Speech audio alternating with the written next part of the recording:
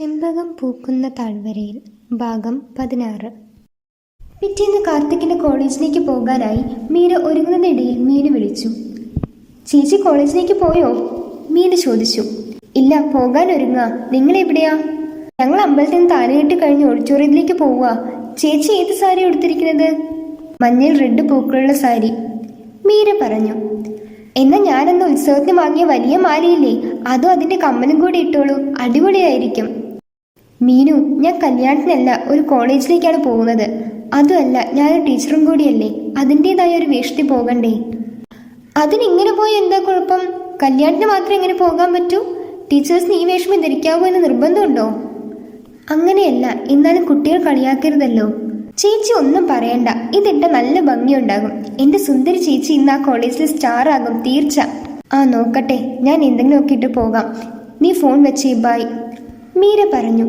വെക്കല്ലേ, ഒരു മിനിറ്റ്, നാടകം വീഡിയോ എടുത്ത് അയക്കണേ, മറക്കല്ലേ എന്ന് മീരയെ ഓർമ്മിപ്പിച്ചുകൊണ്ട് മീര ഫോൺ കട്ട് ചെയ്തു. ഷെൽഫ് തുറന്ന് മീര മീനു പറഞ്ഞ മാലയെടുത്ത് കഴുത്തിലിട്ടു.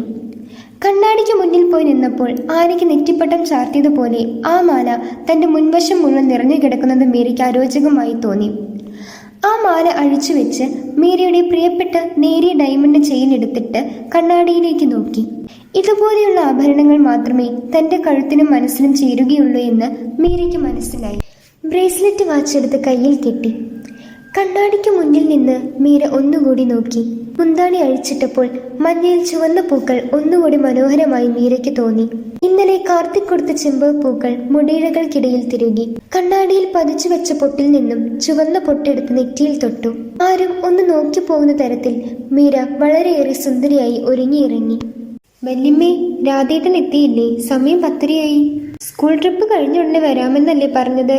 ഇപ്പൊ വരുമായിരിക്കും എന്ന് പറഞ്ഞ് അടുക്കളയിൽ നിന്നും ഒരു പ്ലാസ്റ്റിക് പാത്രവുമായി മാധവി ഓട്ടോറിക്ഷയെ കാത്ത് വരാന്തയിൽ നിൽക്കുന്ന മീരയുടെ അടുത്തേക്ക് വന്നു.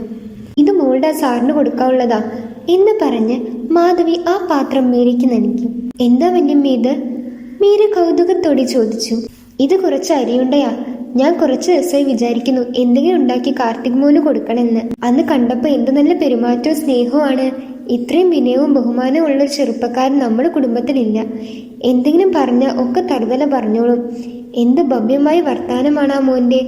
എനിക്ക് കാർത്തിക് മോനെ ഒത്തിരി ഇഷ്ടമായി. ഇവിടെ ആരും ഇല്ലാത്തതല്ലേ, നീ ഇതാ സാറിന് കൊടുക്ക്. അപ്പോഴേക്കും രാധേട്ടൻ ഓട്ടോയുമായി മീരയുടെ വീട്ടിലെത്തി. ഞാൻ കൊടുക്ക വല്യമ്മേ, എന്തായാലും സാറിന് ഒത്തിരി സന്തോഷമാകും എന്ന് പറഞ്ഞ് മീര വല്യമ്മയിൽ നിന്നും ആ പാത്രം വാങ്ങി ബാഗിൽ വെച്ചു. ശരി വല്യമ്മേ, ഞാൻ പോയിട്ട് വരാം എന്ന് പറഞ്ഞ് ഓട്ടോയിൽ കയറി മീര കോളേജിലേക്ക് പോയി. കുറച്ചു കഴിഞ്ഞ് മീര കാർത്തികിനെ ഫോണിൽ വിളിച്ചു. താൻ കോളേജ് എത്താനായ വിവരം കാർത്തികിനെ അറിയിച്ചു. കാർത്തിക് നാടകത്തിന് വേണ്ടി മേക്കപ്പ് ചെയ്യുന്ന തിരക്കിലായിരുന്നു. മീര വരാനായതും കാർത്തിക് കോളേജിന്റെ ഗേറ്റിൽ പോയി നിന്നു. ഓട്ടോറിക്ഷയിൽ മീര വന്നിറങ്ങിയതും good morning Meera, welcome to my college. Good morning sir, നാടകത്തിന്റെ കോസ്റ്റ്യൂമിലാണെന്ന് തോന്നുന്നു. ഹാ, എങ്ങനെയുണ്ട്? അടിപൊളിയല്ലേ? പിന്നെ പറയാതിരിക്കാൻ വയ്യ. ഇന്ന് മീരയെ കാണാൻ you looking gorgeous. Beautiful sari. Thank you. സാറിന്റെ കോളേജിലേക്കല്ലേ വരുന്നത്? സാർ നല്ല ഹാൻസം അല്ലേ? അപ്പോൾ ഒന്ന് കട്ടയ്ക്ക് നിൽക്കാമെന്ന് കരുതി. അത് മീര എനിക്കിട്ടൊന്ന് ആക്കിയതാണല്ലോ. എൻ്റെ വേഷം തന്നെ മീര ഹാൻസം എന്ന് പറയണം എന്ന് പറഞ്ഞുകൊണ്ട് തന്റെ കീറിപ്പറഞ്ഞ വേഷത്തിലേക്ക് നോക്കിക്കൊണ്ട് കാർത്തിക് പറഞ്ഞു. കാർത്തിക്കിന്റെ വാക്കുകൾ കേട്ട് മീര ചിരിച്ചു. ഇതാരാണ് സാർ? മീരയെ നോക്കി കുട്ടികളിൽ ചിലർ വന്ന് കാർത്തികിനോട് ചോദിച്ചു. ഇത് മീര, എൻ്റെ ഫ്രണ്ടാണ്. കാർത്തിക് മീരയെ കുട്ടികൾക്ക് പരിചയപ്പെടുത്തി കൊടുക്കുമ്പോഴാണ് ഇത് മീര ടീച്ചറല്ലേ എന്ന് പറഞ്ഞുകൊണ്ട് ഒരു കുട്ടി മീരയെ കണ്ടതും ഓടി വന്നു. ടീച്ചർക്ക് എന്നെ ഓർമ്മയുണ്ടോ? ആ കുട്ടി ചോദിച്ചു. ഹാ, വിദ്യയല്ലേ, +2 സയൻസ് ബാച്ചിലെ? മീര സംശയത്തോടെ ചോദിച്ചു. ടീച്ചർക്ക് സുഖമല്ലേ? എന്തൊക്കെ വിശേഷങ്ങൾ? സുഖമായിരിക്കുന്നു. കാർത്തിക് സാറ് ടീച്ചർക്ക് അറിയുമോ? ഹാ, ഞങ്ങൾ ഫ്രണ്ട്സാണ്, മീര പറഞ്ഞു. സാറ് ഡ്രാമയുണ്ടല്ലോ, കണ്ടിട്ടല്ലേ ടീച്ചർ പോകൂ? പിന്നെ സാറിൻ്റെ അഭിനയം എങ്ങനെയുണ്ടെന്ന് കാണണ്ടേ എന്ന് പറഞ്ഞ് മീര കാർത്തികിനെ നോക്കി. അത് യാതൊരു സംശയമില്ല, കട്ട ശോകമായിരിക്കും. പിള്ളേരൊക്കെ കൂടി എന്നെ ഏറലാക്കാതിരുന്നാൽ മതി, കാർത്തിക് പറഞ്ഞു. ചുമ്മാ പറയുന്നതാണ് ടീച്ചറെ, റിഹേഴ്സലൊക്കെ ഞങ്ങൾ കണ്ടിരുന്നു. സാറ് ശോഭ ടീച്ചറും ആക്ടിങ്ങിൽ ഒരു രക്ഷയില്ല. ഇനി ഈ നാടകം കൂടി കഴിഞ്ഞാൽ സാർ ഈ കോളേജിലെ ഹീറോ ആകും. ഇപ്പൊ തന്നെ എത്ര പെൺകുട്ടികൾക്കാണെന്നോ സാറിനോട് ക്രഷ്? വിദ്യയും കൂട്ടുകാരികളും കൂടി പറഞ്ഞു. എന്നിട്ട് എന്നോട് ഇതുവരെ ഒരു കുട്ടി പോലും പറഞ്ഞിട്ടില്ലല്ലോ. ഈ കുട്ടികളൊക്കെ എന്താ ഇങ്ങനെ? കാർത്തിക് തമാശ രൂപേണ പറഞ്ഞു. ആഹാ, സാർ ഇവിടുത്തെ കൃഷ്ണനാണല്ലേ എന്ന് മീര പറഞ്ഞു ചിരിച്ചു.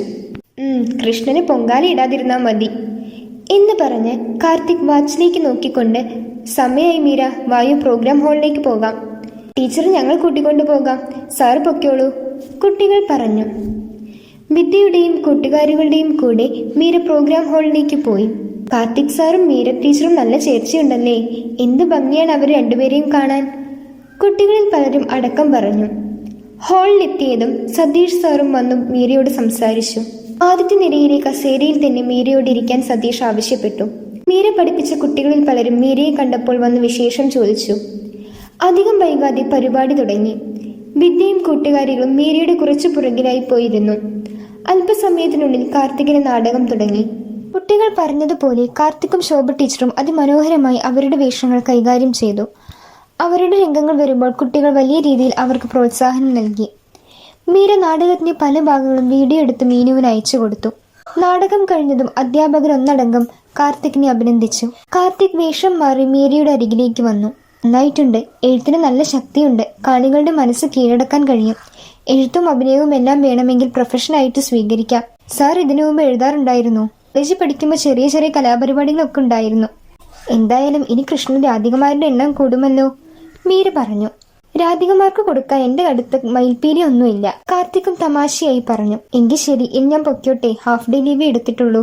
ശരി മീര, വായോ, ഓട്ടോറിക്ഷ വല്ലതും ഉണ്ടോ എന്ന് നോക്കാം എന്ന് പറഞ്ഞ് മീരയെയും കൂട്ടി കാർത്തിക് കോളേജിന് പുറത്തേക്ക് വന്നു. കോളേജിന് പുറത്തേക്ക് വന്ന് ഓട്ടോറിക്ഷ കാത്ത് നിൽക്കുമ്പോഴാണ് മീരയ്ക്ക് വല്യമ്മ കൊടുത്ത അരിയുണ്ടയുടെ കാര്യം ഓർമ്മ വന്നത്. തുടരും. ഈ ഭാഗം ഇഷ്ടമായാൽ തീർച്ചയായും ലൈക്ക് ചെയ്യൂ. നിങ്ങളുടെ അഭിപ്രായം കമൻറ്റ് ചെയ്യൂ. കൂടുതൽ വീഡിയോസിനായി ഈ ചാനൽ സബ്സ്ക്രൈബ് ചെയ്യൂ.